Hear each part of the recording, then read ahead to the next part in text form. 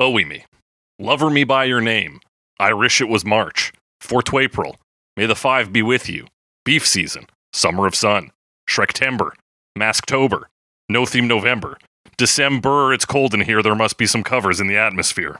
It's 2024, and we did it, folks. An all-themed episodes year. What's that I hear Alex and only Alex saying? 2 of these episodes weren't themed and were in fact just paying respects to deceased musicians? Wrong.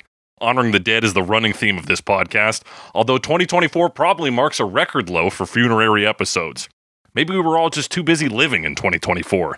That is, if Scream singing Defying Gravity at the 11 a.m. Stars and Strollers showing of Wicked at your local Cineplex counts as living. Yes, with Wicked in theaters and Taylor Swift on her Eras tour, 2024 was a big year in music for white women. Meanwhile, white men suffered a massive music loss when Jack Black exposed himself as a Debbie Downer and probably a narc. The actor, who voiced an evil turtle dictator in the Super Mario Bros. Movie, canceled a Tenacious D show and tour when his now officially cooler bandmate Kyle Gass suggested that seeing America's future dictator get assassinated would have been cool as hell. In fairness to Black, he couldn't have known how absolutely thrilled Americans would be to see rich man, United Healthcare CEO Brian Thompson, get shot to death in broad daylight. But that's all just shit that happened in the world. What happened with Cover Me in 2024? We did a bunch of theme months, man. It was oops, all themes up in here. We were in our own little world. So little, in fact, that it turns out that people cannot find our dumb little show, even when I am right there with them trying to guide them to it. Spotify and their big streaming friends don't want anybody to find us. In 2023, we were villains, but what are we now? Does the deliberate obscuration of our show on podcast platforms make us the hashtag resistance? Are we just a well-kept secret? 2 delusional fools trying to attribute some level of grandeur to their normal, boring hobby? Even worse, are we just 2 dudes engaging in a normal hobby with no regard for impressions, downloads, ad revenue, and whatever other sexy metrics podcast companies like to froth over? Is that all we are? Are we ever going to be better than this? All these self-reflective questions can only mean one thing.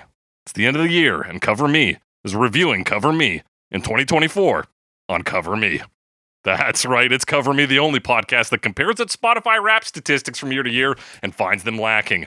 I'm your host, as always, the Ouroboros, joined by my resolute co-host, Alex Mildenberger. Alex Mildenberger. I am How also we doing? eating my own tail, though.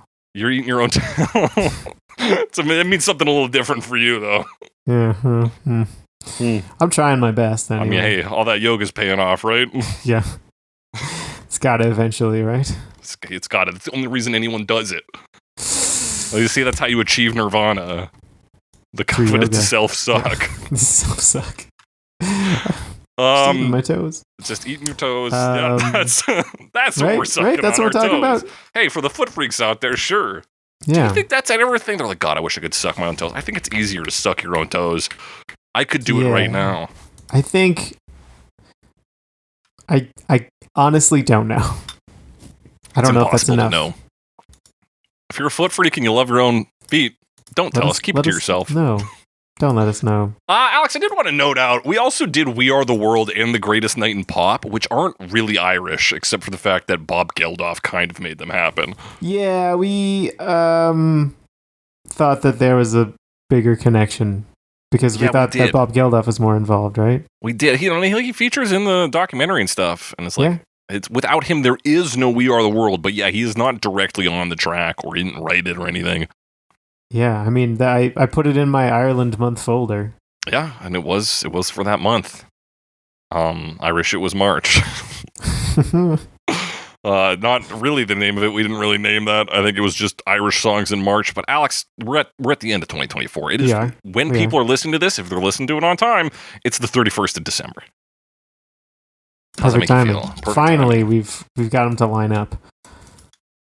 Yeah, there was no way for us to do it before, because we can't change the release date or anything. We're under strict contract to release on Tuesdays. Alex, how does it feel? Another year of Cover Me under the belt. It feels, I mean, this has been, what is this, year 5? 6. Well, I guess it was year 5. No, it was year 6, because I forget how we did 5 years, right? We've done 5 years. That was before, so that was the 6th year. Yeah, we hit our 6-year anniversary in September. Okay. So, yeah, right, now we are started in completing the 2018. 17th. Yeah, okay. Yes. So it has been 6 years. I mean, it feels almost normal now.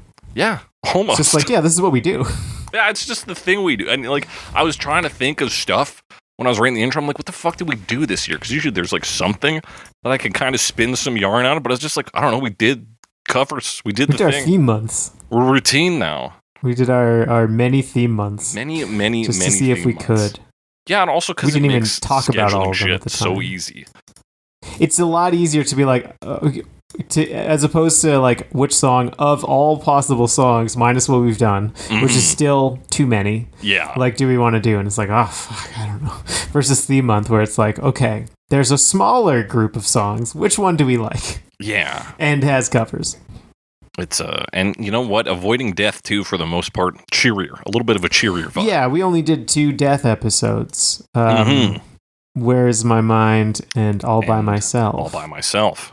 We could have done more. More people died. More people died. But the other thing about that is, like, scheduling week to week. If someone dies, you can be like, oh, let's do this next week. But if you're scheduling a month at a time, which is kind of what we were doing, it's harder to pivot. And then by the time you get to the next month, you're like, well, you're like, does anybody even remember that this person died? Like we don't remember hardly. So it's not.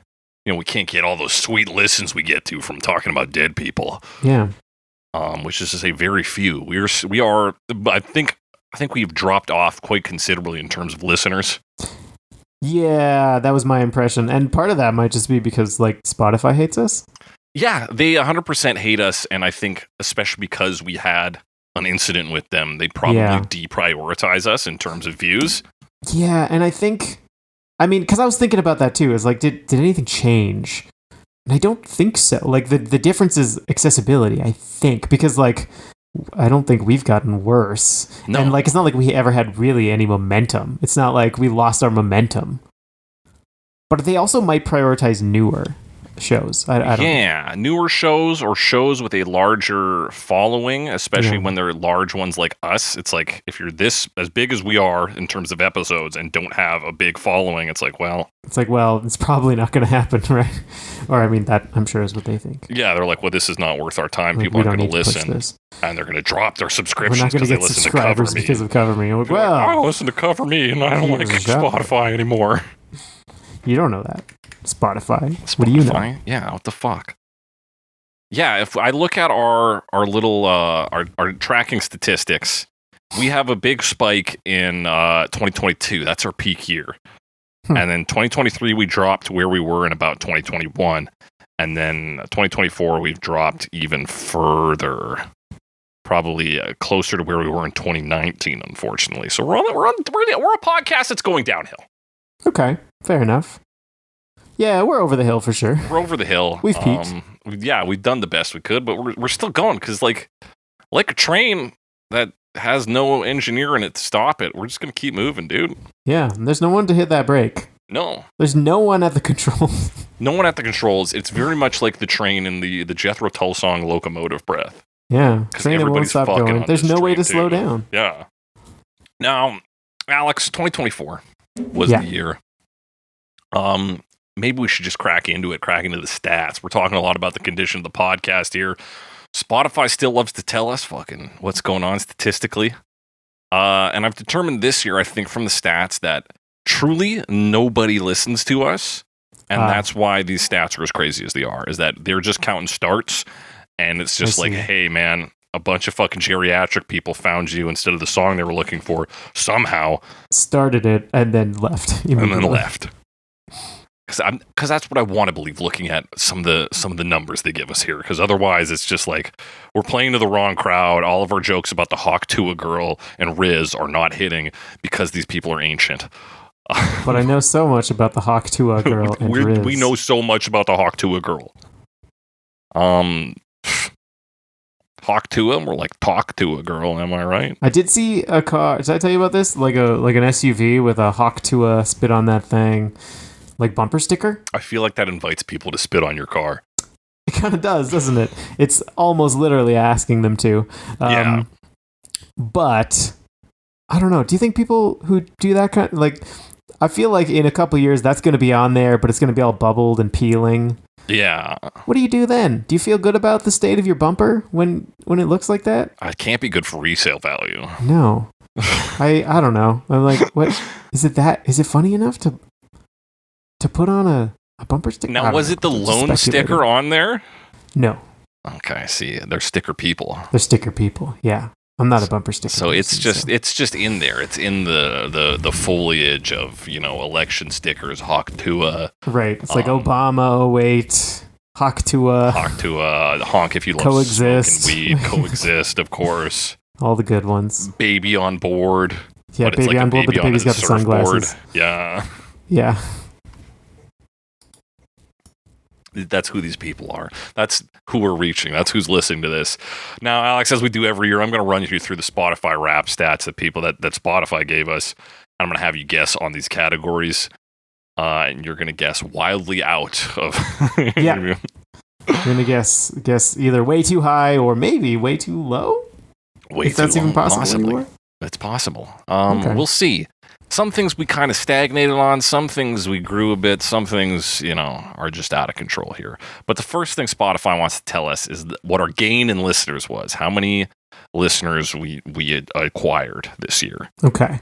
So I think that's overall listen numbers compared to the previous year. Got it. Which I don't actually have the previous year's number, just despite looking for that. It was not a stat they gave us last year for some reason. Huh. Well, it's kind of like Spotify Wrapped. It's all different every year, and it's hard to compare it year to year. Yeah, it is hard. Some of the stuff they do the same, but they do, but they sometimes then just don't. Yeah. So I ask you this, Alex, and I will tell you that it is a positive. We did gain listeners this year. Otherwise, I don't think they'd give us the slide. What percentage gain do you think we had? What percent? Is that why they didn't give it to us last year? Maybe. Percentage gain? Yeah. 7%. That's not bad. You're in the right bracket with 3% gain. 3%? Okay. A 7 looks like a 3 kind of if you do the flat top. Yeah, depending on what type of font you're using, I can see that being that. So yeah, 3%, I have nothing to compare that to. That sounds about right for where our numbers are at. Nothing suspect here. Yeah. We move on to the next one. What was our increase in followers? So this is not people who technically listened, although some of them I'm sure did, but who clicked the follow button on Spotify. Is this a percentage or a raw number? This is a percentage as well. Okay. Is it going to be like 1%? It is larger than that. Okay. Is it larger than the increase in listens? Yes. Okay, so it's like 12%? Yes, 12%'s good. If you added your last guess to this guess, you'd be at the right number. Is it 15%? That's 19%. 19%. Oh, your last guess was 7%. Right? The answer was 3. Yeah. Okay, cool. 19% increase. Okay. We're down 20%, though, an increase. In 2023, we had a 39% increase in followers. Okay, but it's just a different... still an increase, right? It's still an increase. Yeah. Hey, an increase is an increase, folks. That is. So people actually following this. Yeah, smashing that follow button. Do we know how many followers we have in raw numbers? Spotify might have that information for me. I might have to. Because I feel like that could be like one person, depending on how many followers. Well, yeah, you gotta think about the math behind what a 19% increase would easily slot into in like the cleanest, lowest number, right? Yeah. Let's see. Start 19. Streams, listeners. Let me see. A podcast. We have 100 followers. Our all-time followers is 518. Okay. So 19% increase in whatever it was before that. Whatever it was before that. You can do that math. You can do that math. It's very simple to do. I refuse to do it. About 27 people. That sounds about right. That sounds about like the best we could do. I did this wrong. Hang on. 0.19. Hey, Alex is on it, folks. Times 0.19. Hang on, let me think. Think about it. Okay, I got it. Nope, that can't be right. Hang on, I'm trying to remember how to do math. Multiply the original number by the percentage, like with the number 1 minus the percentage. Yeah, hang on a sec. The original number times that 500. No, that's not right. What if you multiply? Just pick random numbers. Oh, I got it. No, I got it. What do you got? 435, 518, minus 435. Okay, I forgot to do an extra. Allegedly, like 80 people. 80 new people? Yeah. Oh, okay. Yeah.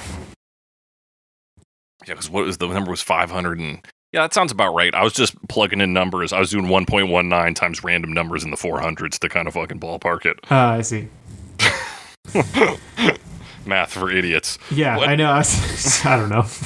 I can't do math on a weekend. It's a weekend. Fuck that. I do math at work sometimes. Ooh, me too, actually. I don't really. I kind of do. I don't like to, though. How dare they? But Alex, how many of our listeners this year were new listeners? New listeners? Would you like to? I can provide you with the 2023 the percentage of new listeners in 2023. Would you like to do that that'd first? be great. 84% of our listeners in 2023 were new listeners. Oh, okay, meaning that those are the people who maybe accidentally stumbled across it. Yes. What do you suppose that percentage is this year? The same. That's close. We're at 88%. Okay, so it increased a bit. Yeah, more randoms are coming in and saying, I don't want anything to do with this, and then leaving. Beautiful. That's what we're here for. I suppose while we're on the topic of listeners, I'm going to deviate from Spotify's structure here. They break down our listenership into, what is this, 1, 2, 3, 4, 5, 6 demographics, age demographics. Okay. So the brackets are 18 to 24, 25 to 29, 30 to 34, 35 to 44, 46 to 54, and 55 plus. Okay. Which do you think is our largest bracket for listeners? I think the second last one. The 45 to 54? Yeah. That is our second largest. Okay. So by and large, you can take the list I gave you, flip it and reverse it, and that's your greatest to smallest. 55 plus is 35% of our 37% of our listenership on Spotify. We do listen to a lot of old songs. We talk about a lot of older songs. But I also feel like a lot of old people don't understand tech and play us by accident. That is possible. Now, in the 45 to 54 range, where it's 25%, and 35 to 44 is 21%. This is where I think your idea of, well, we talk to a lot of old music, that seems to play out more to me. I believe more that people 54 and under to the ages of 35 both know how podcasts work and would deliberately seek out our kind of content. Be like, they're going to talk about this thing. No, yeah, exactly. Like, I want to listen to someone talk about that thing for an hour and a half. Yeah, today. I want to hear Cum Dabby Tude or like somebody talk about Kiss for an hour and a half, of course. Yeah. Like, that makes a lot of that sense. Checks out. Our peers, 30 to 34, a mere 6%. That's probably mostly just people we know. That probably, honestly. And then below that, 25 to 29 is 6%, and then 18 to 24 is 5%. Yeah. I wouldn't expect our show to appeal much to young people. I think the right young people, would hit. Like, we would connect with them. Sure. We know the terms Riz. We've heard of the We Hawk do. to a Girl. We have heard of her. We've done a Taylor Swift episode. What other young people markers have we touched I could on? mention that we're recording this the day after Taylor Swift's 35th birthday. That's right. Think about that, folks. Do the math on that. We know Taylor Swift things. We know T-Swift things. She was just here in beautiful Vancouver for 3 nights. And it was a whole event, I'm told. Closed out the Eras tour here in beautiful Oh, was that the last one? That was the last one. That is pretty exciting, actually. People were going nuts. They were all glittered up and bejazzled. Ooh. Bejazzled. Bedazzled, perhaps. But that is our age demographic. But who do you think grew the most? Which of those demographics grew by the most percentage? By the most percentage? I'm going to say our demographic. That'd be tight, except that was a mere 6% of our listeners. That is not it. It's the 45 to 54, so our second biggest group. Yeah, that makes sense. And they grew by 17%. So we're on the up and up with them. Okay. We keep People are talking about us. They're doing the QR. They're learning about QR codes. They're learning about QR That's a bit codes. ageist of me. No, they're learning. I don't think of all the things you could dog on an older generation for, QR codes is the least of our worries. Yeah, fair enough. It's because they're menus and stuff now. They're everywhere. That's right. So they have grown more accustomed, and they have the money to eat out.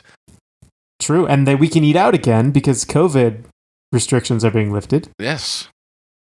They have been for several years now, but Yeah, we're continually finding new ways to lift COVID restrictions. Yeah. But Alex, top episode of the year, what do you think it was? I'll tell you, last year it was Get Lucky. And that was not even released in that year. No. Okay, so this is any episode is eligible. Hang on, sorry, I'm incorrect. Our most streamed episode last year was Uptown Funk. Our biggest start for new listeners was Get Lucky. Let's Get Lucky. Okay. They don't tell us our biggest start for new listeners this year. What do you think our most listened to most streamed episode was this year? Not necessarily recorded this year. No, No, but I will give you a hint. It was recorded this year. Okay.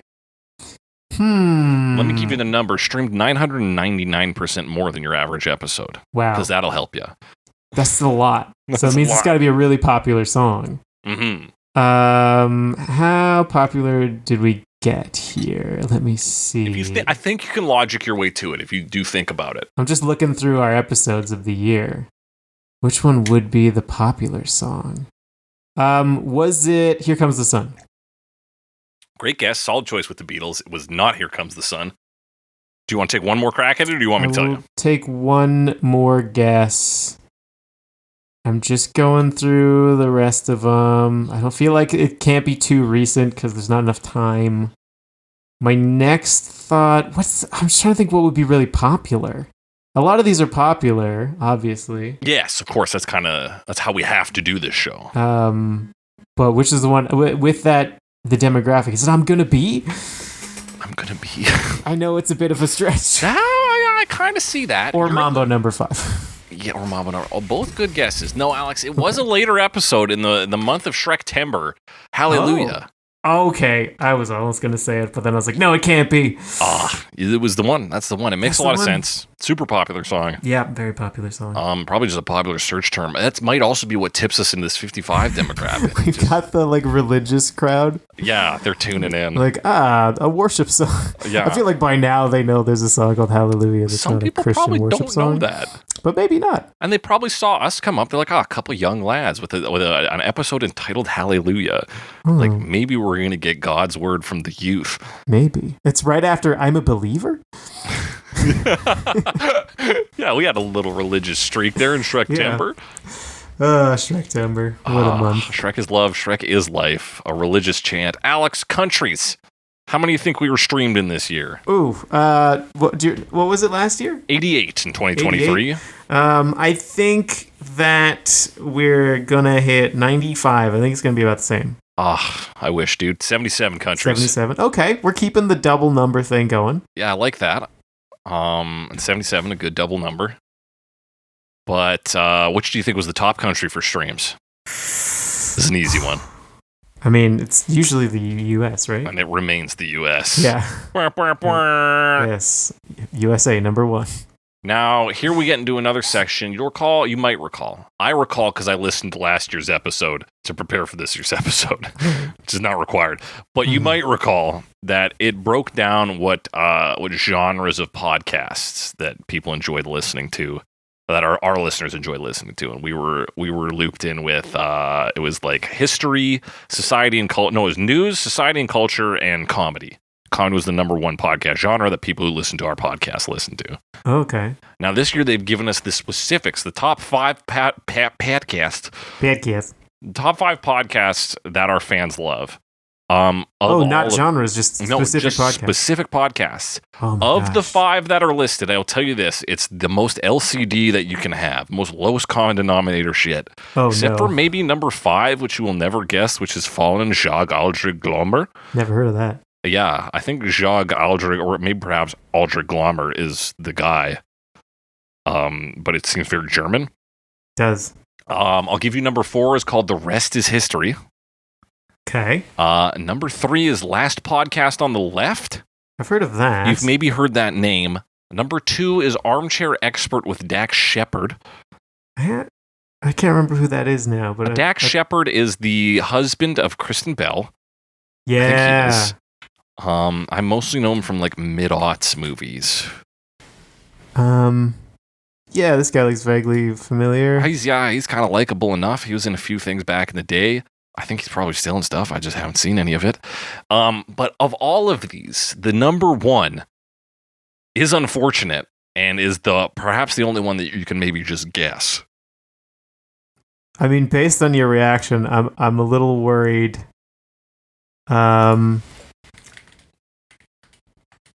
I think that I'm worried it's Joe Rogan. Your worries are well-founded, Alex. Oh, no. But again, you keep this in mind with that our largest crowd is 55 plus. They don't Fair know how enough. I guess if they're computers looking work. based on that, and if these aren't full listens, that might make sense. That might make sense, is that they're 55. Their granddaughter told them about podcasts. Yeah, 55-year-old grandma, come at me. And and they're like, well, I'll check that out. And then they're like, what about other stuff? So they listen to Joe Rogan. They say, ooh, that Joe Rogan, he's too much for me. With this podcast presented by Call of Duty Black Ops.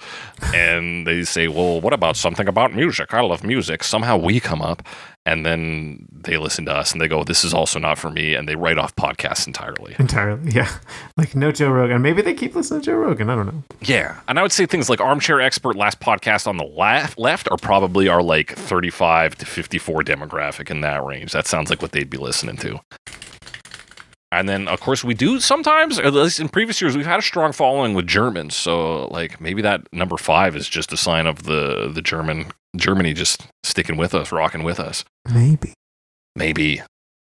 But that's our podcast breakdown. Very unfortunate. Very unfortunate to see Joe last Rogan podcast on the left is like true crime. Yeah, that's what I thought. Because, like, Last House on the left. Yeah. So, again, Demons, LCD slashers. shit. Like, Well, maybe not crime. Spooky stuff. Serial spooky killers. stuff.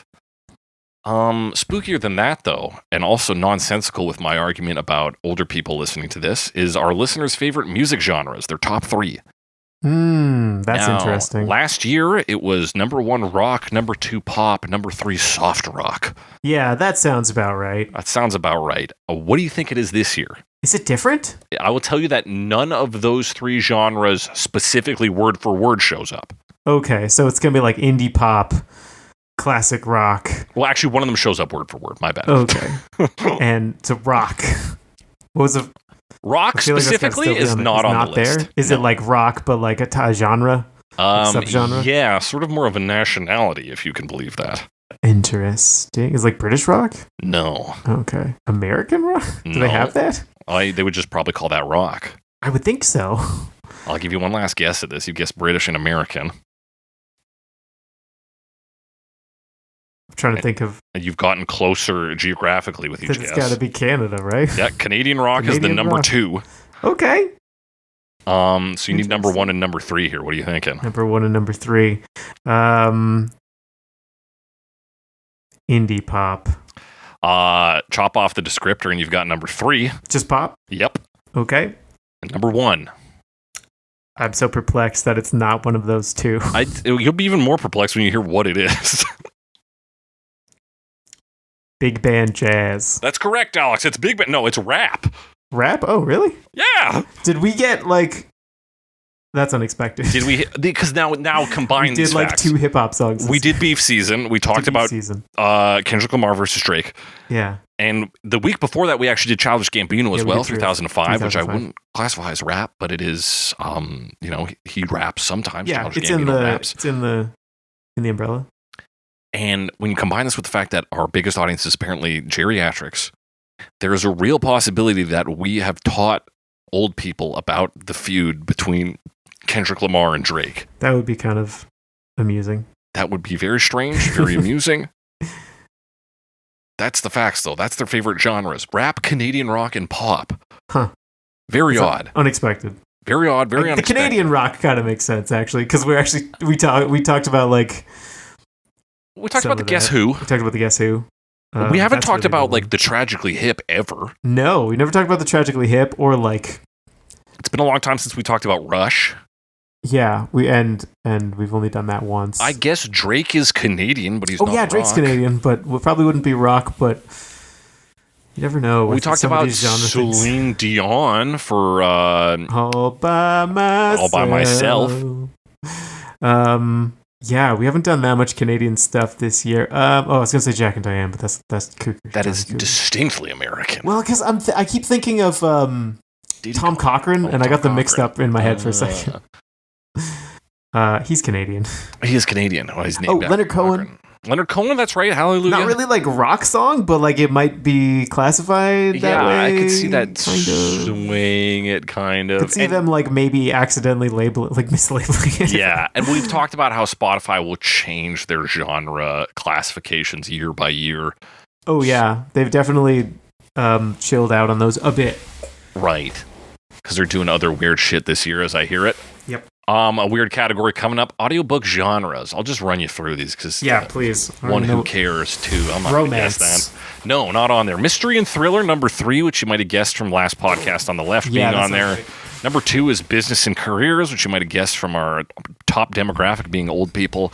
Yeah. And number 1, biography and memoir, which that kind of fits in with us talking about history. We do a lot of biographing on this. Yeah, I mean, I bet. See, I listen to Behind the Bastards a lot, so I wonder if that counts as biography and memoir. I don't listen to podcasts on Spotify, but it kind of seems like it was it would probably be categorized as biography. Sure. I wonder if we have crossover comedy with that. A good podcast. We have crossover with Joe Rogan. Yeah. We sure do. We sure do. But and Alex, something German. And something German, yeah. Fallen mit Jog Alger Glomer. Yeah. Alex, we're breaking it down to the top 10, top 5, top 1 for listeners this year. All right. Top 10 in 2023 was 1,263. We had 1,263 fans who were in the top 10 for podcasts that year. This year, what do you think the number is? 856. You're shooting low. We were at 1,110. Nice. That's pretty close. That's pretty close. A small drop here. Okay. Top 5, which was 980 in 2023. All right. I'm going to go down again, but it's going to be 919. You're so fucking close. 929. Oh, that's not bad. Very close. So yeah, it's still a loss. Not that bad. As I've ever gotten. I know. I just thought in my head, I was like, what do I do if Alex gets it right on the money? I have to send you $5 or something. Just mail it. It'll get here eventually. Eventually, yeah. And you're like, I won't even put a return address on it, so you'll just get $5 in the mail. Be like, well, sure, I'm glad the Canada Post strike is over. Do they give everyone $5? You're like, I guess I got a rebate for my troubles. But Alex, number 1 in 2023, we're the number 1 for 444 fans. Okay, 444. I'm gonna say similar to the previous. We're going to 333. No, it was 435. Oh. Wait, 444 to 435? Yeah. That's not bad. That's dropped by 9. All That's right. not bad. It's pretty consistent. That's not bad. That's, you know what? Probably, given our demographic, 9 people just died. That is neutral growth, man. I'll take it. I'll take it. Now, here's their dumb statistic, and again, it speaks to how much nobody listens to us. Top fans in 2023 listened to us 1.3 times more than the average listener. Okay. Which is nothing. That's somebody listened to one episode and a third of another episode. Listener? What is the average listener? I don't know. What do you think that number was this year? The same. No change. Very close. 1.2 times more. Okay. Wait, what was it before? 1.3? 1.3. Okay. All right. Yeah, that's fine. Yeah, and now a little bit of Spotify bullshit. We've got our creator personality. So based on publishing frequency, episode length, and countries that we've streamed to, which we scored max in all categories, we are the storyteller. Now, okay. I know what you're thinking. Do they elaborate on that? No. No, they don't. What that tells me is that our episodes are long. Yeah. Hopefully people listen to them. Hopefully people listen to them. They probably don't, but that's okay because we're polluting the airwaves with our sweet, sweet tones. Mm-hmm. That is our Spotify Wrapped in 2024, Alex. Very Any exciting. Surprising revelations for you? I mean, our numbers didn't change all that much. No. We were pretty consistent, as far as I could tell. They did get worse, but not by much. They did, yeah. They went down, but just a little bit. And I'm okay with that. As far as I'm concerned, it's noise. Yeah, it doesn't stop what we do. Which is also noise. Hey, yeah, noise rock though, brother. Self-deprecating humor there. I will say my partner has been listening to the podcast, so yeah, that's at least one. Brought one person in. So you just got to date more people, Alex. Yeah. You've got to kind of bridge that with your partner and say, listen, for the good of the podcast. It's for the podcast. We have to be polyamorous. Yeah. Seems like not, like it wouldn't work. But it could work. There's only one way to find out. And you would get more guests that way, if you branch out. That's the way to run a podcast. I'm sure I wouldn't be the first. Yeah, a polycast, as it were. Polycast. Alex, this year, for the first year, I have no Spotify statistics Rap. from personal listening. All right. Well, I do have a Spotify. You do rap. have them, because you are like Jean-Claude Van Damme with one leg touching one truck and the other. You do the splits and use both Tidal and Spotify. Well, I also have... Don't you do it much. I also have YouTube Music. So I have YouTube Premium. I guess I also technically have YouTube Music. Not that I've used that. Yes, both at times, depending on... I didn't listen to a lot of Spotify this year. Overall. No. So what's interesting about my statistics is a lot of it is just like from driving around with Fatima, and Fatima's on the aux, you know, but like with my phone. Yeah. So it's kind of a mix. Okay. Kind of a mixed bag. But I got some Spotify rap stats here. All right. Run us through them. I'll run them through them. I took some screenshots. So I listened for 13,610 minutes this year. Okay, let me tell you if that's more or less than your last year. I think it's like half of last year. That sounds about right. I think you were in the 20,000 or something. Yeah, 21,000 last year. Yeah, 21,402. Yeah, so it's less. Okay, do they tell you what top percentage you're in? 26%, which is... You were top 17% previously. Yeah, so that's different. My biggest listening day was April 18th. Oh, they had 250 minutes. I don't know why. Year. It's all out of order. Your last one was like March 11th or something. Yeah. What does that mean? I don't know. Why was it that day? What was I listening to? Maybe I just left it on. Like, I have no idea. Yeah, that sounds most likely with you. Like, what was I doing for 250 minutes? Nothing. All right. I've got number of songs played this year. Okay. 2,807, which again, I think is quite a bit lower. Quite a small number. Your number of songs... Not that. It's lower, not that. It is, and isn't that much lower. You're 4,017 last year. Okay. Not like over half, but... Yeah. I got my top songs. Okay. I also have top songs. I have that data available to me. All right. Excellent. So let's do it like we do it. You start with your fifth one. We'll bounce back and forth as we climb up the ladder. So, song number 5 is Red Wine Supernova. Chaperone. Chaperone. Yeah. Are you a big Chaperone guy? I like. I don't know about big, but like I like her. I don't know if you remember on our year-end episode last year. I think you did drop that like, hey, as an honorable mention. To. Yeah. I liked, and then kind of. I think she really broke out a lot more over this year. Yeah. So been listening to her. Fatima likes her as well, so we can listen together. A lot of people listen to her. I've dipped my toes in. Grant and I both kind of agree she's fine. I have this thing though now where I've listened to her songs. I'm like, this just reminds me of that Sloppy Boys song, King Bitch. King Bitch. Okay, interesting. Because it's kind of the same vibe where it's just like about somebody being special. It's a little dancey. It's a little talky. And then it's poppy. I don't know. It seems like she's doing a lot of things that have been done before. I acknowledge she's doing a great job of it. I'm not going to try and denigrate her in any way, but she hasn't really hit for me the same way she seems to for my peers. Nevertheless, Red Wine Supernova, a derivative of course, Champagne Supernova. Yeah. Hey, fun. Who doesn't like Oasis? Mm-hmm. That's excellent. Alex, for me, coming in at number 5 is a song called Somewhere a Judge by Hop Along. Hop Along. Hop Along. That's fun. Are you familiar with Hop Along? No, I'm not familiar with Hop Along. They're like an American alt-rock band. It's the actor / comedian / podcaster Jason Mantzoukas is known for having like eclectic tastes and good band tastes. Okay. And this is one of his recommendations that I picked up this year, so I started listening to them. A judge.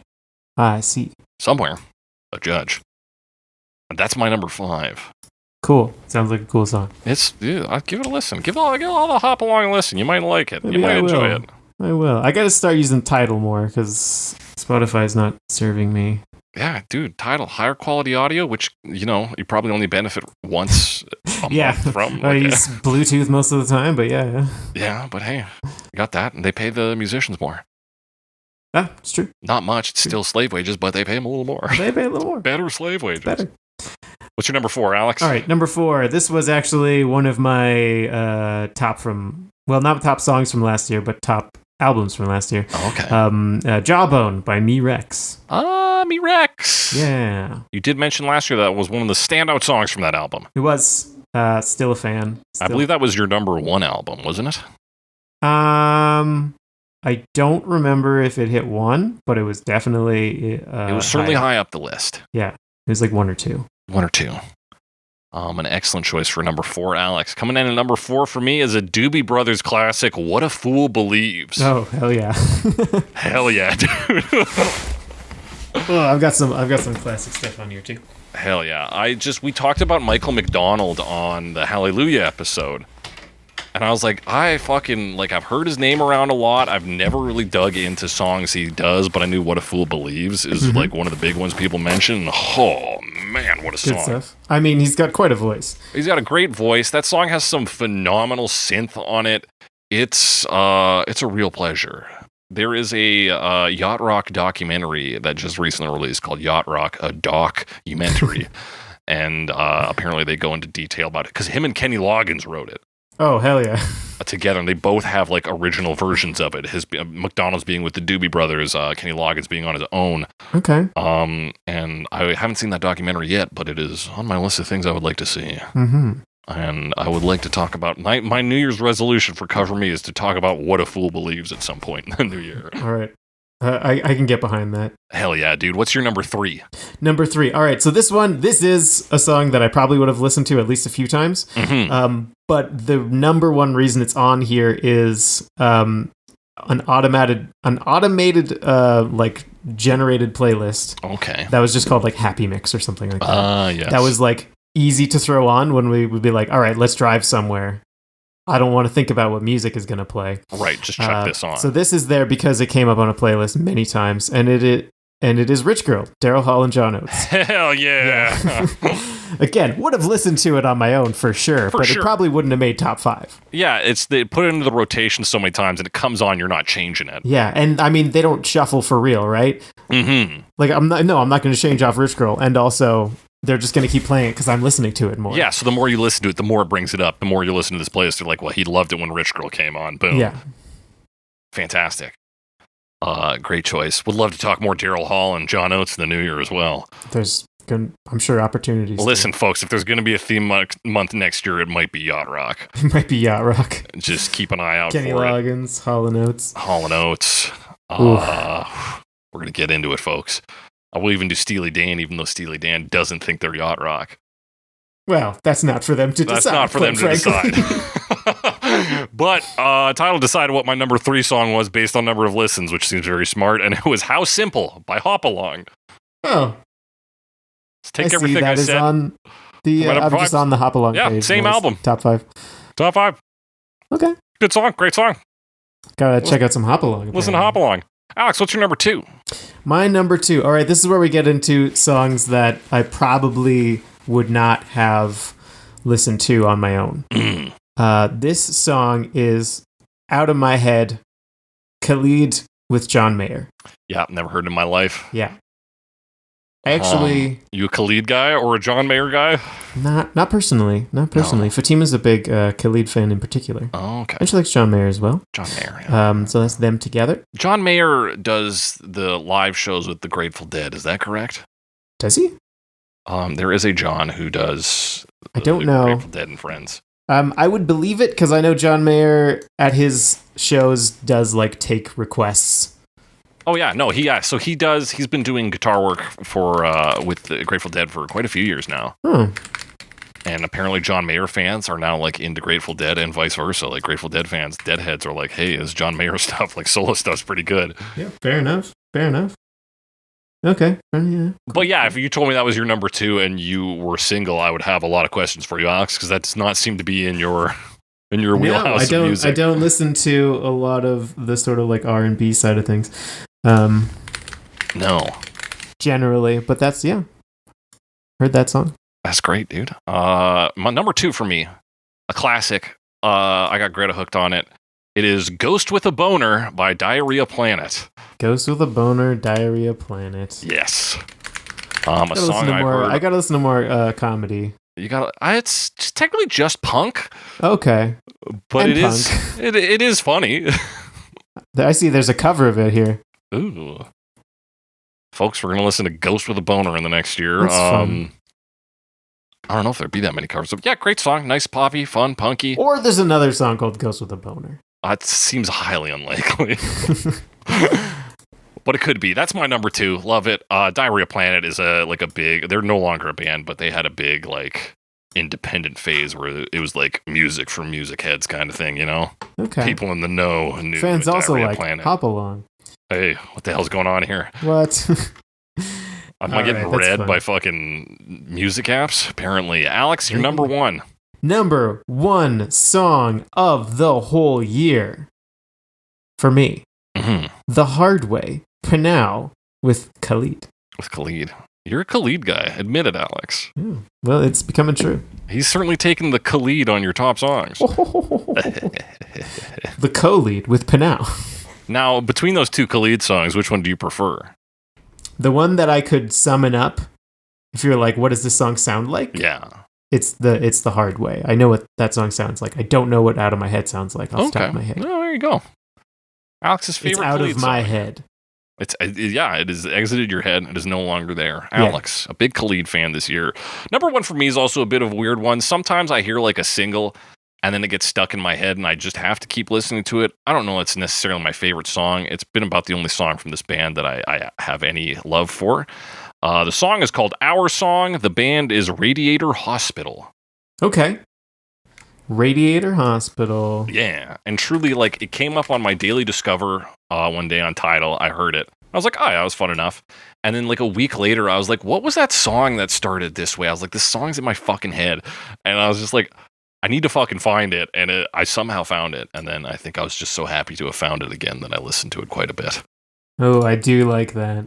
Yeah. Okay. I just played it a little bit. Yeah, it's a great start. Okay. I could listen to this song. It starts out shouting about stuff. and then the instruments kick in, and it's like, okay, we're grooving here. They have a song called Fireworks. Hey, I've heard of those. So that's our top 5 songs. An eclectic mix from us both. I think this year has been the least repeat artists in my top 5. Usually it's 4 of one band. Right, yeah. And you're like, it's tennis?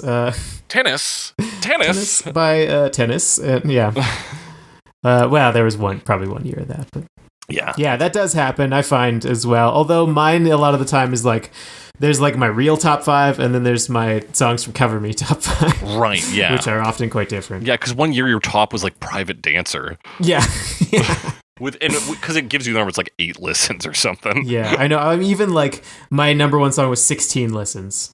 Yeah, that's really not much. I could tell you what it was last year. I think it was 15 listens for you. Yeah. Let me pull up because last year it was Blood and Butter, pardon me, by Carolyn Polachek. 12 plays, yeah. Yeah. So, yeah, that's how it goes for me. That is how it goes. What goes next in the Spotify What goes next? Okay, so it talks about eras, and I think era. You know, it's this is your genres kind of. So this is the Spotify bullshit, right? Stuff, right? So it says January was my psychedelic rhythm games progressive rock phase. It's your phases through the year, and it's rhythm just a bunch games? of word salad. Yeah, I don't know why rhythm games. I was listening there was a while where I was listening to songs that are in Guitar Hero, but that shouldn't count as a genre, right? Or rock band specifically. But I think they probably have every song's tagged with X amount of things, right? Yeah. And then they for their rap try to find the kookiest thing. Yeah, and it says I was really into artists like Jethro Tull, Rush, and Pink Floyd. Okay, that seems like a lie. You never listen to Pink Floyd.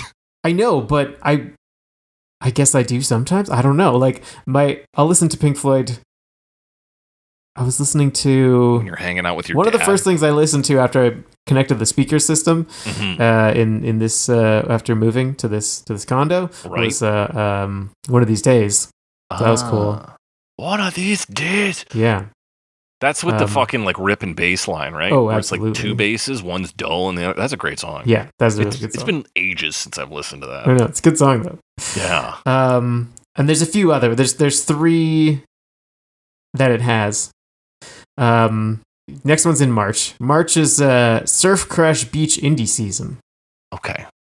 And it was all about artists like Boy Genius, Tame Impala, Yeah. and The Last Dinner Party, which I will admit, I listened to The Last Dinner Party's album from this year through twice. Okay. It just didn't really hit for me. Right, but then it's like that's the one thing you listen to that like month. Exactly. I was like, I'll listen to it because people are talking about it, or like people seem to like it.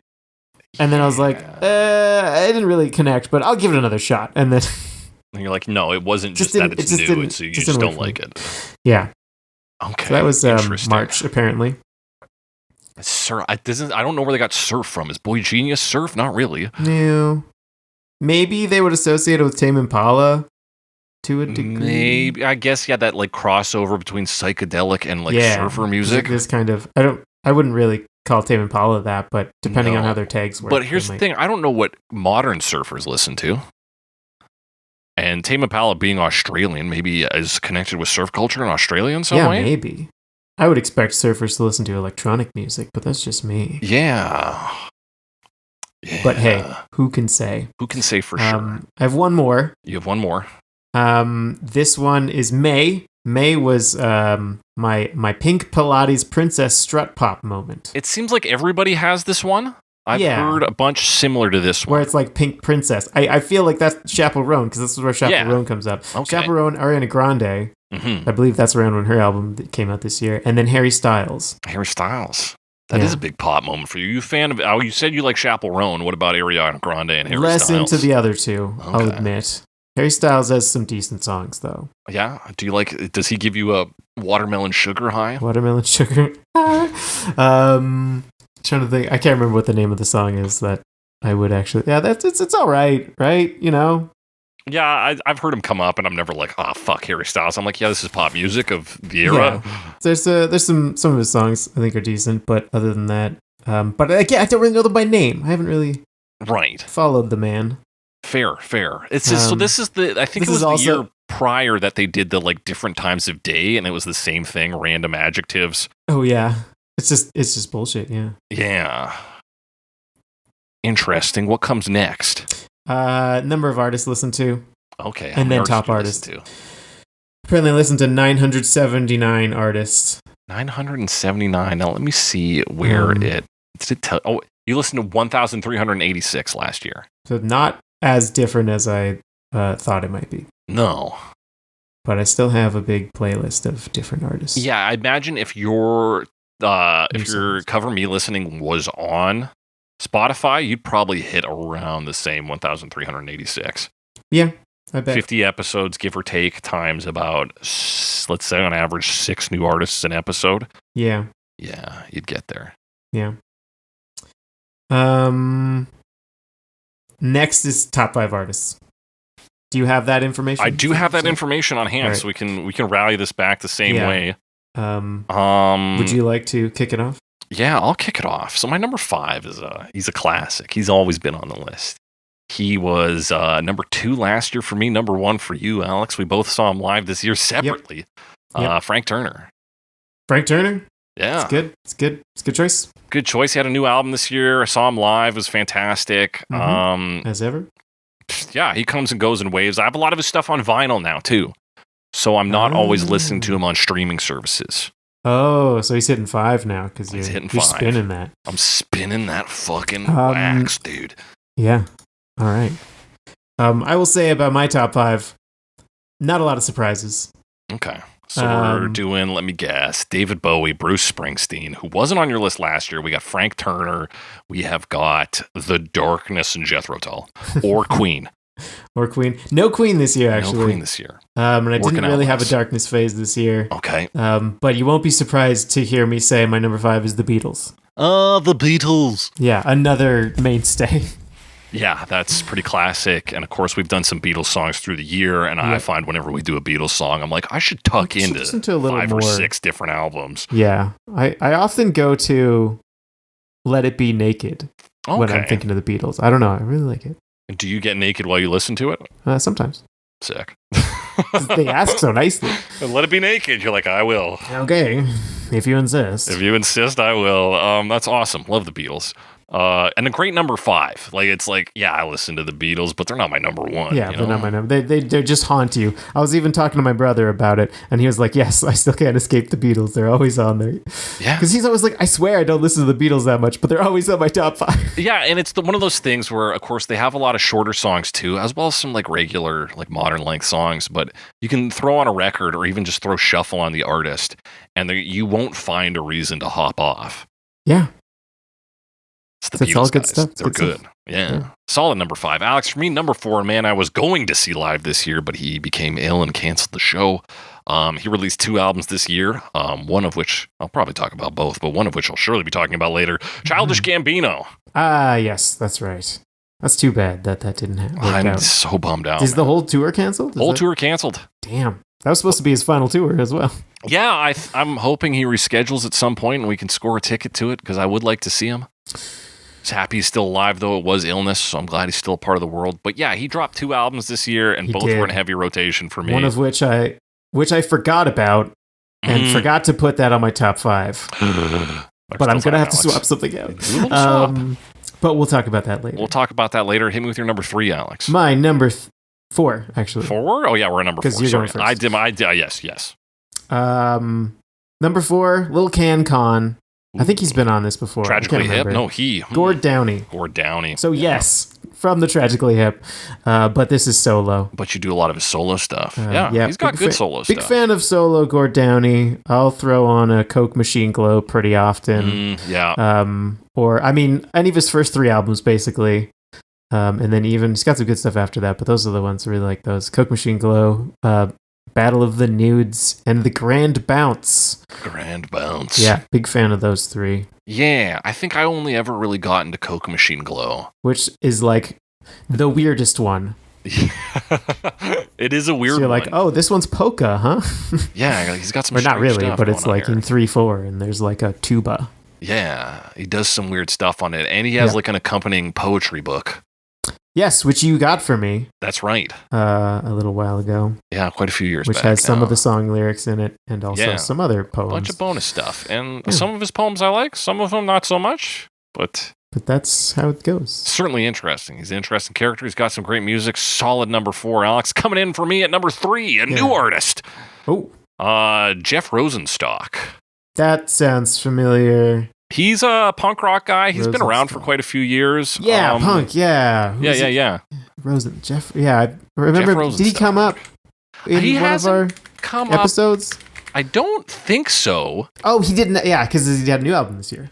That's right. Which I did listen to. Wait, this year, or did he have 2023? No, you're right, it was last year. Okay, thank you. I was like, holy shit, how did I miss that?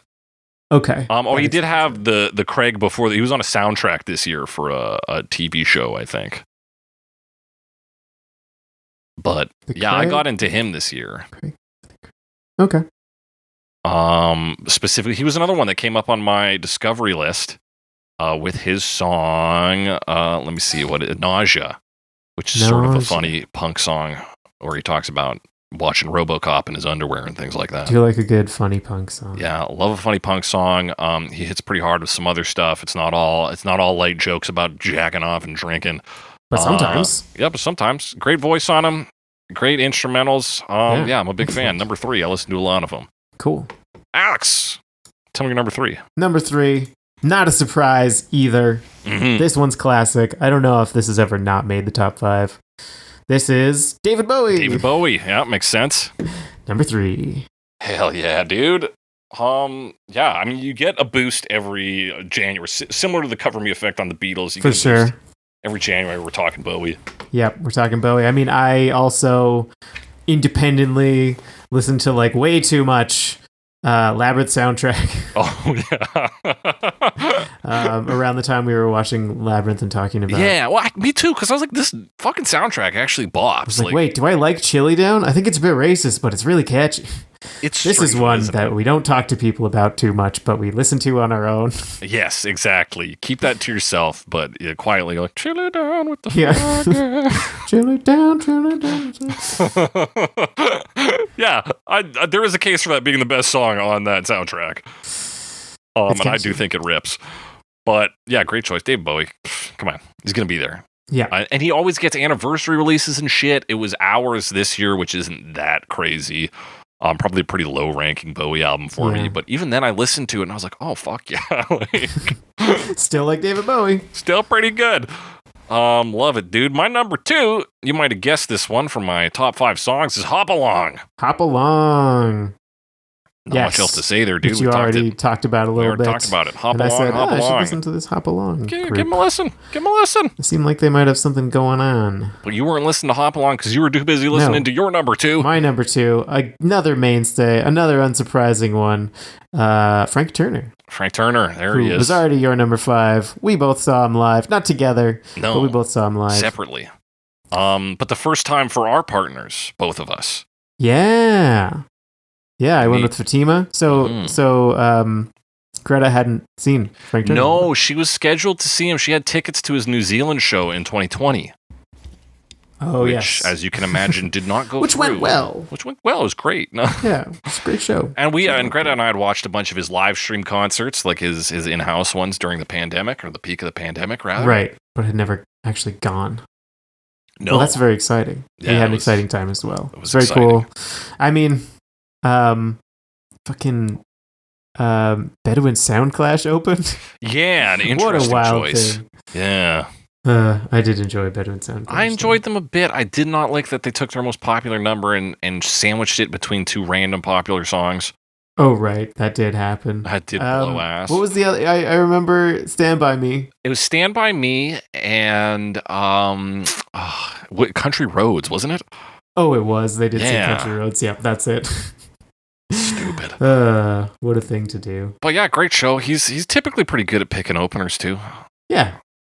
Yeah. And sometimes he's usually got like 2 or 3 openers, so I was kind of glad that it was just one. Oh, we had 2. Oh, yeah, 2. Yeah, it was. What were the other ones called? Maybe it was 2 for us, and we just skipped the first one. Skipped the first that. I mean, last time we saw him, the 2 of us in Calgary, we skipped the openers. So it happens sometimes. Sometimes you gotta go to the food court and get a Vietnamese sub. Yeah, you gotta fucking eat sometimes. Sometimes that's just what you have to do before just the way a rock and roll show. I do try to see openers more. That was also a dual headliner, so that was with. Right, that was with the Interrupters. The Interrupters, yeah. So he technically was the opener for that show too. Yeah, he was. Hell yeah, dude. Frank Turner. We're coming down to our number 1s here, Alex. Mine, what is no surprise to me, but I was getting really into samurai shit in the summer. I was watching a lot of samurai movies, reading samurai books. Yes. And naturally, who better to musically represent that than the man who made the theme song and other music for Samurai Champloo? Oh, Nujabes himself. Very nice. Hell yeah. So mostly theme music? I don't know this artist. Tell me about this artist. You don't know Nujabes? Well, you've watched Samurai Champloo. I have. I watched it with you. Yeah, it's anytime you think of like chill hop or like lo-fi beats to study to. Yes, that's right. Anyone in that genre is trying to be Nujabes. Okay. Is my personal take. Or the other people who contributed to that soundtrack, because it's phenomenal stuff on there. He does a lot of work with hip-hop artists, too, so it's a lot of him making beats and then people rapping over it. Okay. And it's a style of rap that is like more 90s to early 2000s based, so it's maybe more digestible for my millennial ears. But yeah, great, solid music, great to put in the background or the foreground. I'm a big Nujabes guy. Alex, what's your number 1? My number 1 artist of the year. The whole year, that is. It's Khalid. It's Khalid. Is it actually? Yeah, it is. You love Khalid. Spent 804 minutes together. That's a lot of time, Alex. 0.5% fan. Longest listening streak was 4 days. God damn, dude. Not 4 whole days. And you can't remember what the second most listened to song of his sounds like? That's me. That's you, man. I say that, but your top listen to is like 15 listens, so your number 2 is probably like fucking 6 listens. Heard it like maybe 5 times. Yeah. There you go, Khalid, Alex. You're a different man this year. Yep. You're listening to Khalid. You're still on Spotify. Still on Spotify. That's that. Is there any other categories they take you through on Wrapped? That's the end. That's the end of it. The next is just a little easily shareable one with your top songs and top albums. Fantastic.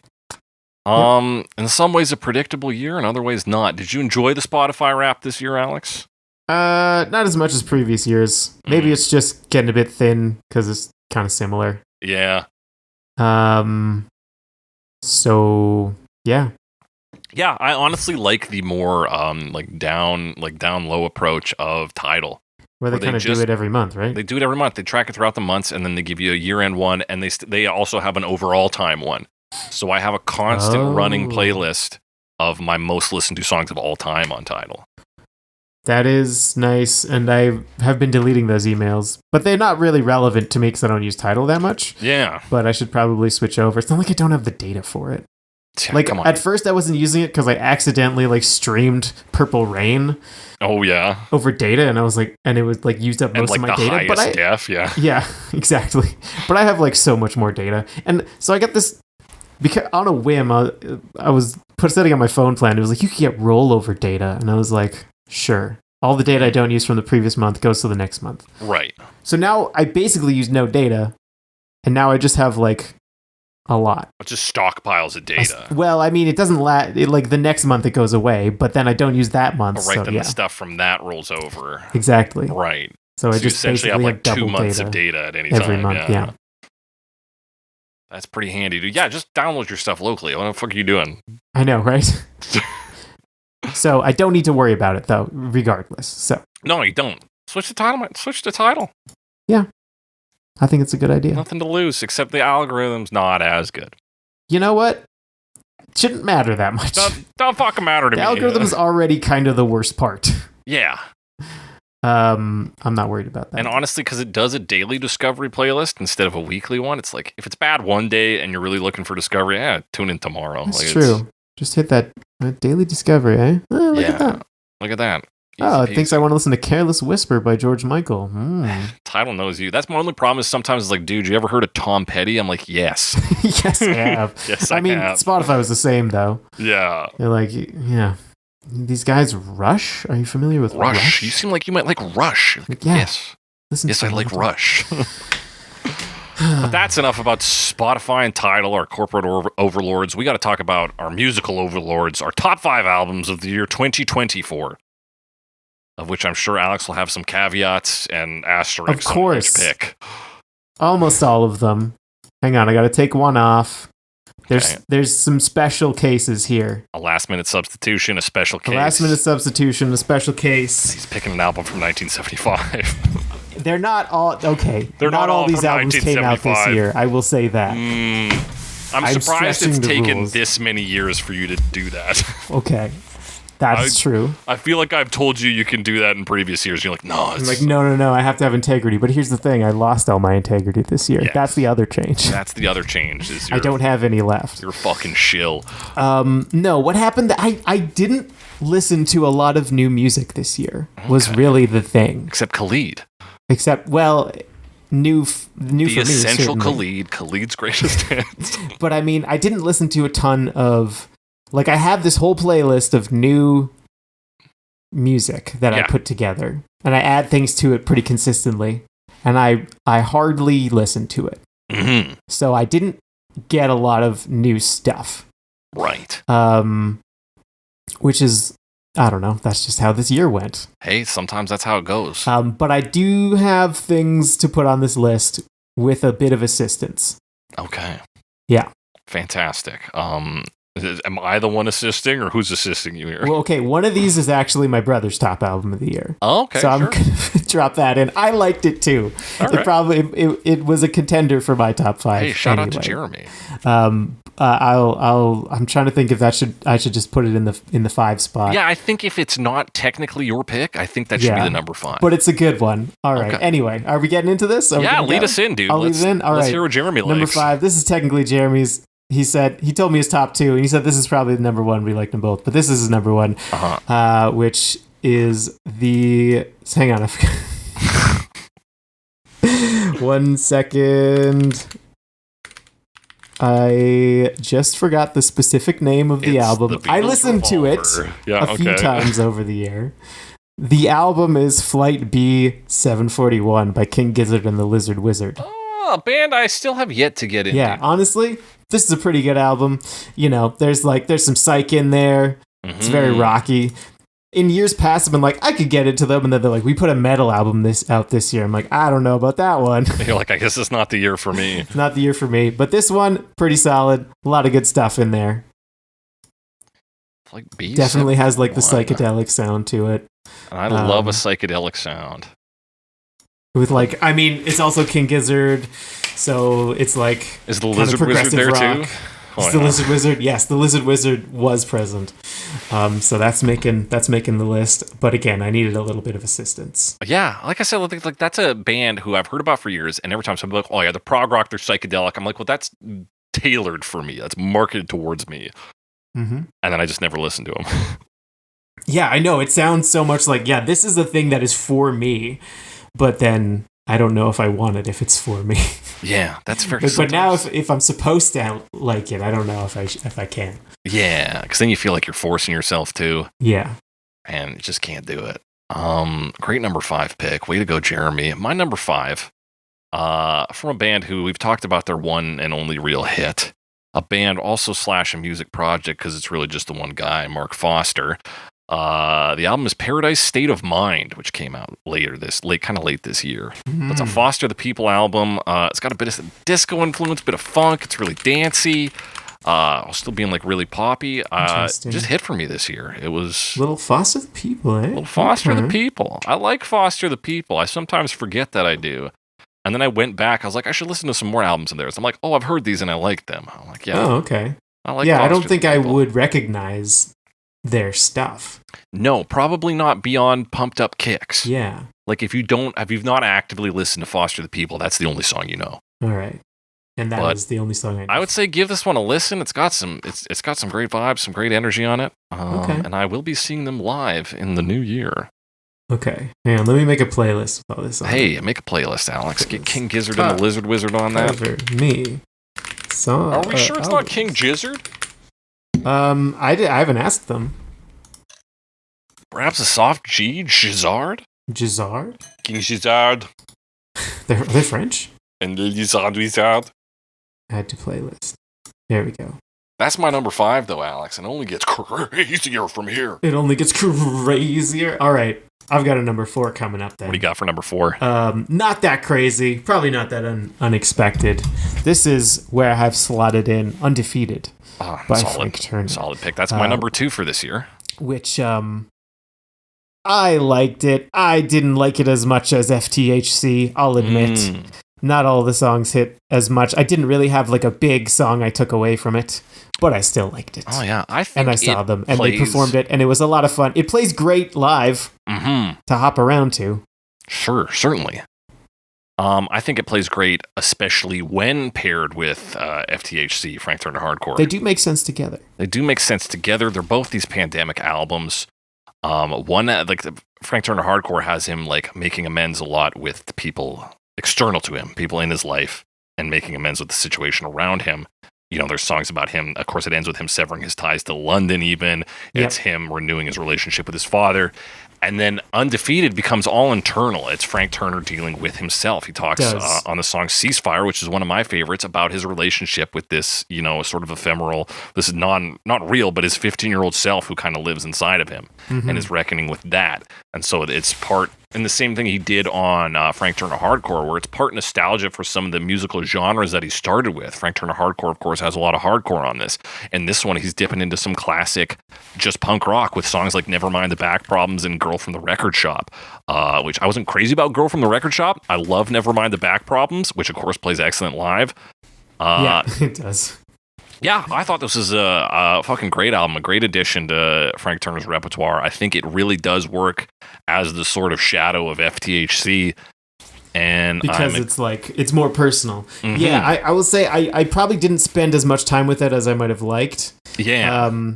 And I do hope to in the future. It hasn't quite drawn me in yet, but that doesn't mean it won't. Yeah, I think there's, and again, like the same way Frank Turner Hardcore also seems to not only touch on his past genres, but has a little bit of bits and pieces of all his previous albums. There's tracks that sounds like it's straight from Buddies. There's tracks that sounds like it's Tape Deck Hard era. You get a lot of that here too. And there's stuff like Show People is another great song on here that I really like. it seems so simple, like as a metaphor or as like show people. And I'm like, that sounds silly, but I kind of like it. I kind of like it. A little turn of phrase on hurt people. Like yeah, exactly. It's not bad. Do One's a good single, nice and listenable. I really do like this album a lot. I'll agree I didn't listen to it as much as I listened to Frank Turner Hardcore, but I do still think it's a phenomenal album. Mm-hmm. And that's why it's my number 2. But number 4 is respectable as well, Alex. With that, we'll jump to my number 4, which is the album I Got Heaven by Mannequin Pussy. I did listen to that. Yes. It's sort of, to me, it's got a bit of hardcore in there. It's got a little bit of punk. It's mostly alt rock, and it really feels like a collection of like mid 2000s to 2010s, like best ideas of alt rock of that era put into one album. Which, with the benefit of hindsight, we can do. We can do. And also it has like crazy lyrics like, what if Jesus ate my fucking snatch? Which you can't beat that. I thought you were going to say snack. Jesus ate my fucking snack. Jesus ate my fucking snack. And now I can't eat. But yeah, good lines like that. Yeah. Oh, wow. Good lines like that. Some of my top tracks off here are probably Loud Bark and I Don't Know You. They just hit for me. Again, this one's punchy. It felt really fun. And it came out early enough in the year that I got to spend more time with it than some of the honorable mentions I might mention, which could have had a chance at being on the top 5, but we're a little late. That's my number 4. Alex, what's your number 3? What is my number 3? Let me see. How am I going to do this? That's probably going to be number 1. Okay, so this one counts. Yes. But it's also... What is it, like a re-release? Or No, well, kind of. Okay, so my number 3 is Out of Vista, Childish Gambino, which kind of came out in 2020. No, that counts 100%. Okay. So the instrumentals came out in 2022. Not just, 2022? 2023? Out of Vista, 320 or 2020, or whatever the fuck it was. 2020. Yeah. So it was one of my favorite albums of that year, though I don't think I mentioned it on the podcast because I forgot about it. Right. Still one of my favorite albums of the year. I still liked it because there's definitely a lot of new stuff on there, but I mean the core of it that I liked before is largely still present. Yeah, it's all built on those. So I would call it it samples the album that you can no longer find online. Yeah. Except maybe on YouTube, somebody's probably uploaded it there. Probably. But you can't officially stream 03, whatever the date is, 15, 20. Yeah. I consider this one fully new. Yeah. So that's mine. And great track. A great album, rather. Out of Vista is a great track. Algorithm's good. What other ones do I love off this? I mean, I always liked what was before like 3135, but is now called Littlefoot Bigfoot. Littlefoot Bigfoot's a great one, yeah. And then some of the later stuff where it gets a little more intense. And I'm trying to remember if it's the same or not. Human Sacrifice is a good one. I like the violence too. I do like the end of it. I like Final Church. Yeah, Final Church is really good. This is a great album. I really like it. And this pairs really well with my number 3 selection, which I'll bring in, which is, of course, Bando Stone and the New World by Childish Gambino. Both his albums made one of our lists. I mean, that one is one I didn't get around to listening to much. And would like to more, for sure. It is bigger. It's a little fatter, and you could maybe cut some off of it, but I also like that it has so much variation in it. It's got great singles off it, too. Lithonia being the one single that's actually released. Great track. I'm a big one for Dadvocate, which is a short track at 2:41. There's so much good stuff on this one. Like, even Hearts Were Meant to Fly, the starter track, is really kind of hooks you in. Steps Beach is fun, a little more chill. Both of these albums I find are fantastic and great summer albums, which for me is always a plus. Always a plus. Yes. Well, I have my album of the summer coming up, but not in the number 1 spot, actually. In the number 1 spot. Okay. We'll get there. We'll get there. That's fantastic. Yeah, Childish Gambino, 2 great albums in 1 year. Who'd have fucking guessed? I'd like to see the movie, but who knows when that comes out. Yeah, I assumed they would come out around the same time, but I was wrong. Yeah, me too. I was like, sick. We're going to see that this summer. It's going to be rad. And I was like, nothing. Hopefully in the next year. But yeah, our number 3 pick, the universal number 3 pick for Cover Me is Childish Gambino. Childish Gambino. Pick Pokemon Red or Blue. They're both. Yeah, exactly. Alex, you're number 2. We've already done my number 2. All right. You already did your number 2. So my number 2 is Sincere by Khalid. Gotta have a little Khalid on there. Alex, you fucking are lying to me. You're like, I don't really like Khalid that much. I couldn't even tell you how this second most listened to song went. Now your number 2 album's Khalid. He's your number 1 artist. Yeah, he's up there on the list. All right, Alex, tell me more. This is I don't know much about this album. Mostly listen to. Why is it your number 2 then? It's made number 2 because it's because I heard it so much. You know, I can't tell you a whole lot about it. The song Heatstroke, it's pretty good. Okay. Tell me more. This is primary. I wanted to get some Khalid on there because there's been so much Khalid in my life. There's Khalid in the air. Khalid fantastic, in the air. Alex. I cannot tell you much more about this album. Okay, but you like it. You enjoy it. Yeah, there you go. Hit me with your number 1. I guess we'll switch to me for the number 1 because we've already done my number 2. All right. Number 1. Some of its releases as singles were from previous years, as far back as 2022, I believe. Oh wow! But they finally collated these all into an album in 2024. It's the self-titled album by Wolves of Glendale. Ah, yes.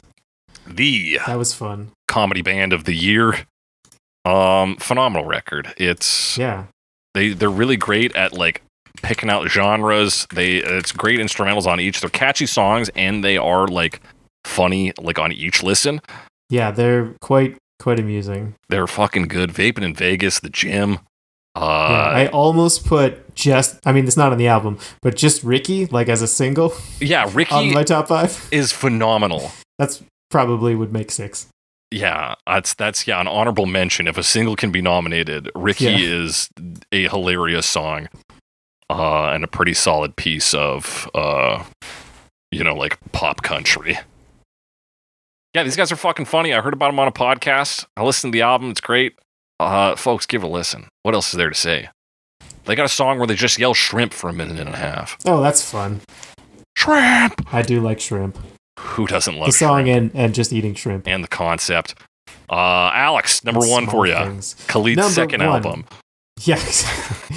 No, this one is not that. This one is, like I said, album of certainly my summer. And it didn't come out this year. This is my cheating one that I was mentioning. Blame My Ex by The Beaches. Blame My Ex by The Beaches. Yeah, so Fatima and I went and saw The Beaches at the Coke stage at the Calgary Stampede. Enjoyed it quite a bit, and then we listened to them a whole lot after that. Nice. And so, good album. In particular, Edge of the Earth, really good song. Title track, of course. Oh, yes.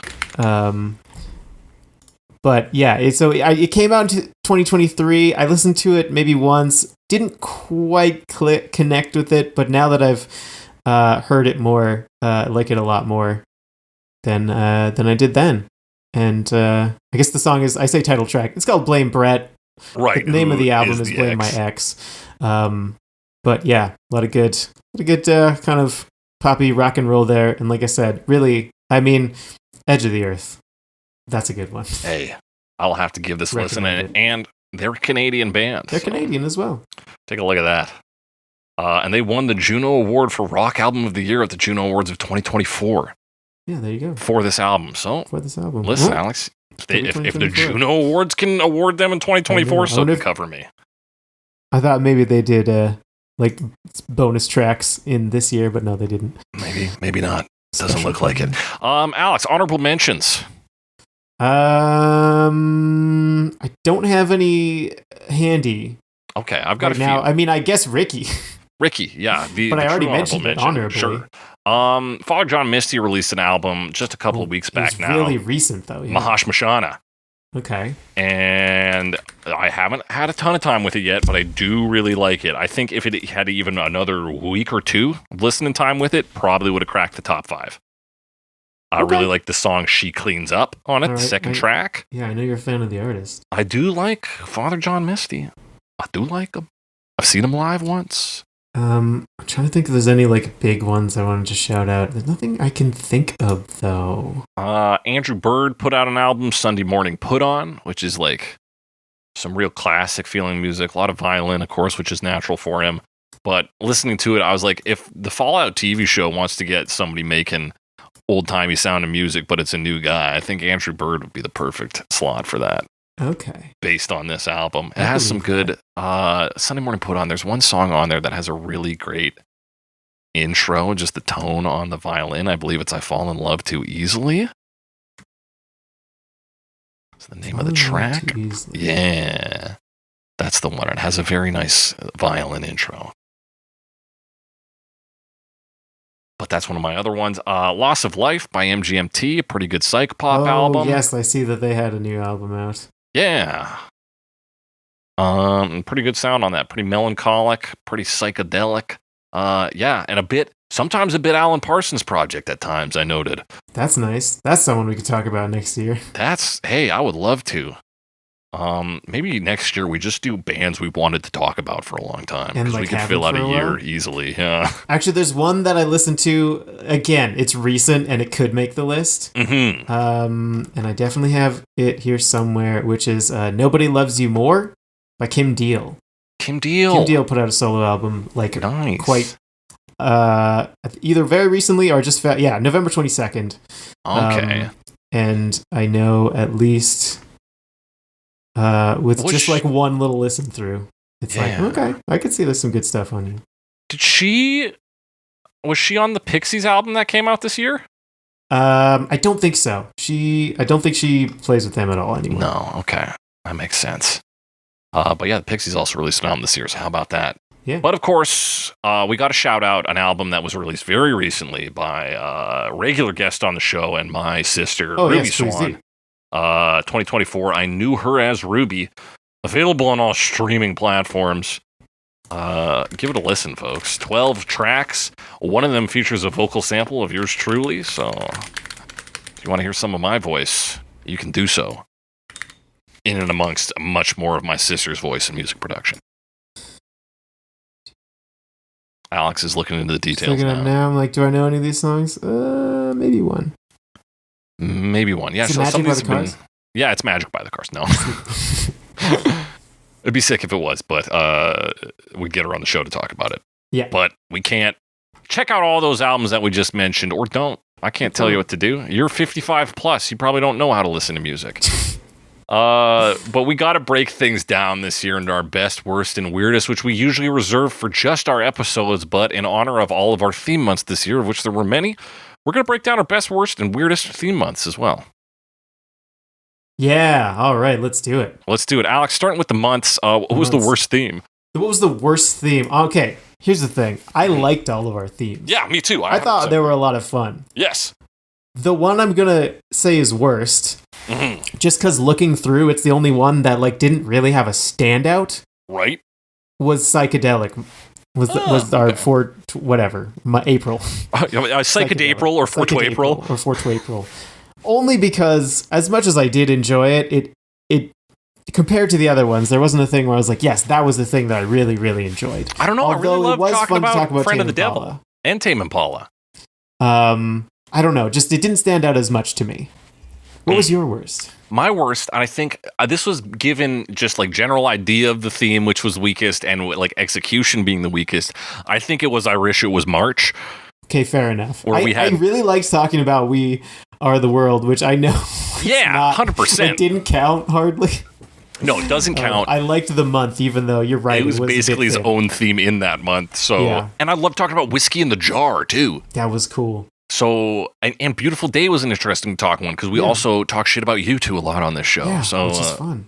It's fun. So to talk about U2 in a positive light. So yeah, when I was thinking of worst theme, I wasn't thinking of the content of it necessarily so much as as a theme, what is stronger?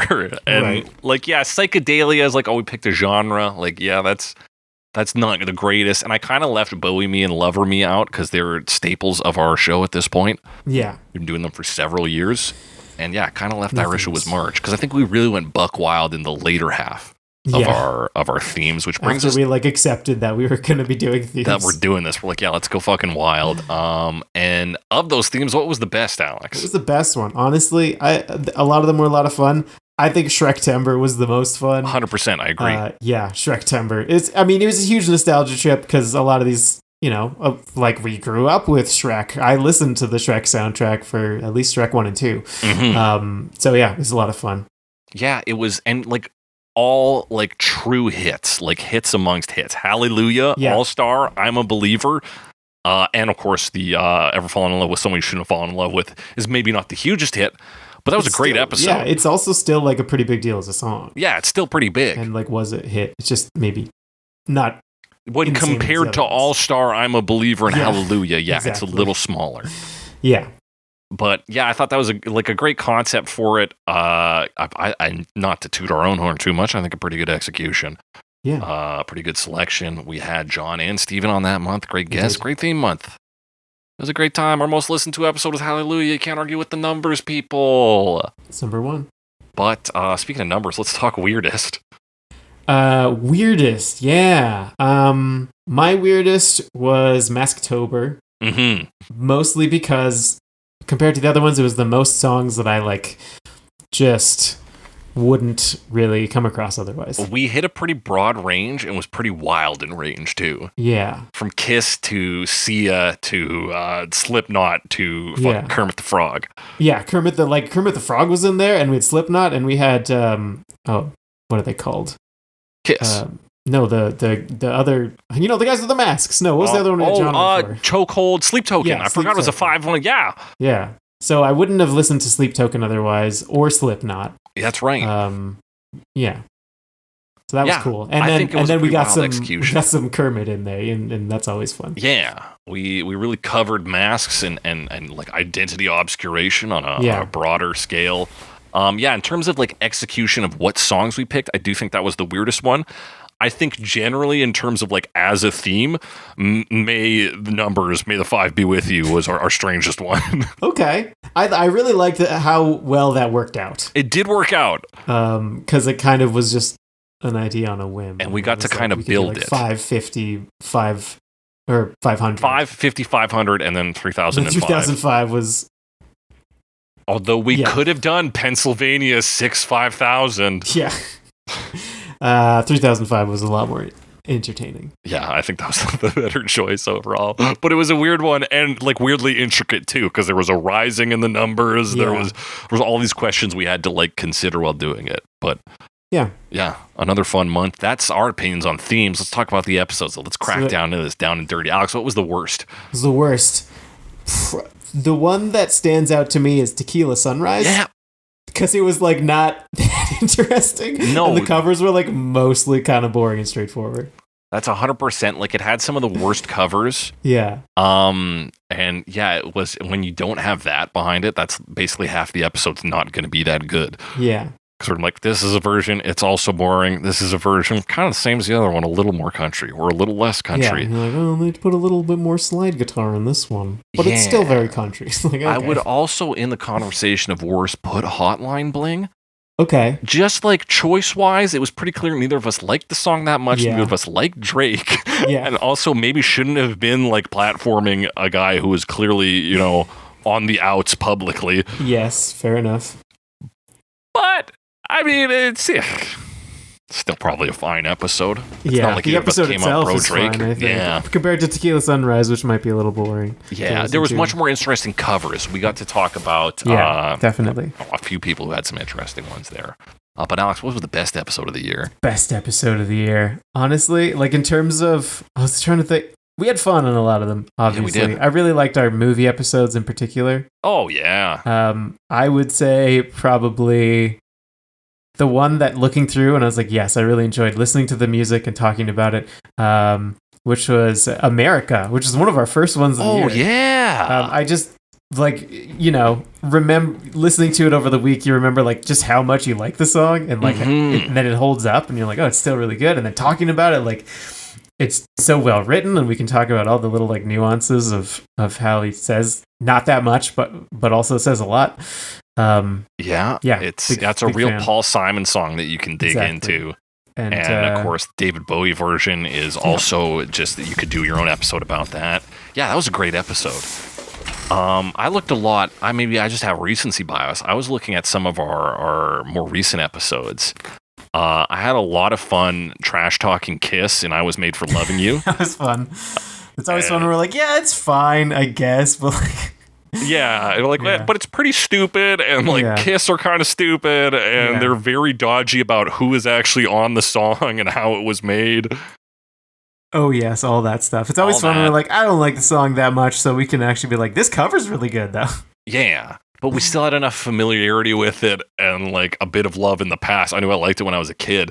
Yeah. That it was like, there was stuff to talk about and good covers for it. I also liked, in the range of just like good quality covers, we had kind of back to back was Tell Her No and November Rain. That was, yeah. Those both were had interesting. Solid covers, like a broad range and like pretty high quality overall. And actually, yeah, No Theme November had some really solid, like, I'm thinking I really enjoyed just recording, like, No Sugar Tonight, New Mother Nature. Mm-hmm. One, because it was, like, just a good song. Not all the covers were that good, I don't think. But, like, just talking about that song was a lot of fun. Yeah. Even, like, independent of the other stuff. But, yeah, those ones were interesting. That was a good one. Yeah, we hit some pretty good episodes in November. I'm going to give it to I Was Made for Loving You, because that felt like the most, like, cut and loose and having fun. That deserves it. Alex, what was the weirdest episode of the year? What was the weirdest? Okay, so I'm going to say my weirdest episode was 3005. And the number one reason for that, I don't know if you noticed this at the time, was I was not prepared for that episode, like, at all. I mean, I did my notes, took my notes on this. I was not very prepared. You were, like, talking about the lyrics, and I was like, oh, yes, of course. So, like, I was completely wrong about what I thought about that song. Right, I do recall. And you were like, and there's a bunch more layers, and I was like, fuck. It is rough when you're like, this one's going to be open and close. And then it's like, oh, no, shit. So that was that episode for me. Maybe it's obvious listening to it. I don't know. Maybe. I do recall, and sometimes when I say something and I can hear you kind of clunk, I'm like, oh shit, am I like out to sea? And then I'm like, yeah, sometimes I'm like, all right, I gotta pivot. Which I don't, right? I could just be like, I didn't think of that, or like, and tell me more about that. But in the moment, I'm like, shit. You're like, I can't look like a fucking idiot here. Exactly. So everybody at the retirement home's gonna hear this. Retirement home's gonna think I don't know Childish Gambino. So that was that episode for me. That's fair. That's a good choice. I guess I was also thinking more broadly in terms of like weird ones. Like Chokehold has a claim to it for being one of our predominantly YouTube playlist covers. Oh yes, definitely. That's and just being out of our element, a new band, like just Sleep Token themselves are sort of an interesting band. Yeah, they're a bit of an enigma. So we had to dig into all this strangeness. Baby It's Cold Outside, which we just recorded. We usually don't really cover controversial songs. We've covered controversial artists. Yeah. Which is to say criminals. But typically the song itself is not an issue. Yeah, not like this one is for sure. Yeah. So that was an interesting one to talk about. And then in terms of like weird in the journey we have to take, Come Dabitude and Lamoury Bond. That is always interesting to talk about these like French songs that got adapted. Both of which got adapted. I mean, one more faithfully, but like they are quite different between languages. Yeah, you say one more faithfully, but even like the version that comes to be is a lot, like takes out a lot of the character of the original. That's true. I guess, yes, with Lamoury Bond. Yeah. Where it's like, the first translation is a lot closer, and then you sort of start to lose parts of that. Yeah, and it becomes a little more saccharine and a little less like weird and kind of funny. Yeah. But you're right in that it is still ultimately about a dude dying, whereas Come Dabitude is about a dude like who just kind of hates his life, isn't it? He's going through a divorce. Yeah, he's like he's like going through the motions in his relationship. That's right. It's like every day kind of thing. It translates to basically as usual. Yeah, it's like as usual. This happens, and then I get up and I feel sad, and like, and it just happens every day, and there's nothing I can do about it. Versus like My Way, which is like I'm pretty great. He's like I am the best. He's like regrets. Yeah, I've had some, but then now that I think about it, not really. Yeah, maybe not. I've done things well. I'm actually really good at stuff. Actually, that's the fucking best. Yeah. So, yeah, you know what? I'll give it to Come Dabitude, because that one's a weird one, and that we also had to go off on David Bowie's version that never came to light, and also finding any recording of that was possible, but very difficult. But, yeah, strange. Yeah, because it's a weird like episode. A demo. Yeah, like a beat up demo. Yeah, very. But that's the Cover Me year in review, Yeah. folks. Alex, anything else to say about 2024 and Cover Me? It's been a year, I'll tell you that. It has been 365 days. And we're coming back in the new year. Come back in the new year. Don't you worry, folks. It's going to be all your favorite songs from when you were a kid. Because you're old as shit. But that does it for our final opinions. If you want to talk to us about similar or different opinions about Cover Me in 2024, hit us up on the app, formerly known as Twitter, or the app currently known as Blue Sky, at Snaky Me, at Some Alice Wise Guy, Some Alex Wise Guy, rather. Some Alice Wise Guy is Alice Cooper's account. Yeah. Hit us with your comments, questions, concerns. Is actually Some Alice Nice Guy. Pretty good. Yeah. You can also email us at covermepod@gmail.com. Talk to us there. Be sure to rate and review us. We're on all the apps. Amazon Podcasts is somewhat for a reason what I'm opening with. Spotify, Podurama, Pocket Cast, Podbean, Apple Podcasts. Tell your friends, family, neighbors, and loved ones about us. What you can do to really get the word out there is instead of using numbers to count down, you could play a Cover Me episode. You know how they always do that? Every year people do if you start this thing at exactly this time, then this thing will happen when you hit midnight. So do that. Figure that out for one of our episodes. Figure do something. out. I don't know. Something. Maybe I say, I don't know. Alex will say that's fun. That's fun. At some point in an episode, pretty much guaranteed. So just time it for one of those, and so then it'll hit midnight, and he'll go, so that's fun. And then it'll be 2025. And then it'll be 2025. And you'll feel good about yourself, maybe? And it'll feel fun. You'll see, that's fun. It's 2025. But that does it for our episode. Thank you all for listening for another year. And as we always say on Cover Me, I've got a great idea for a theme month.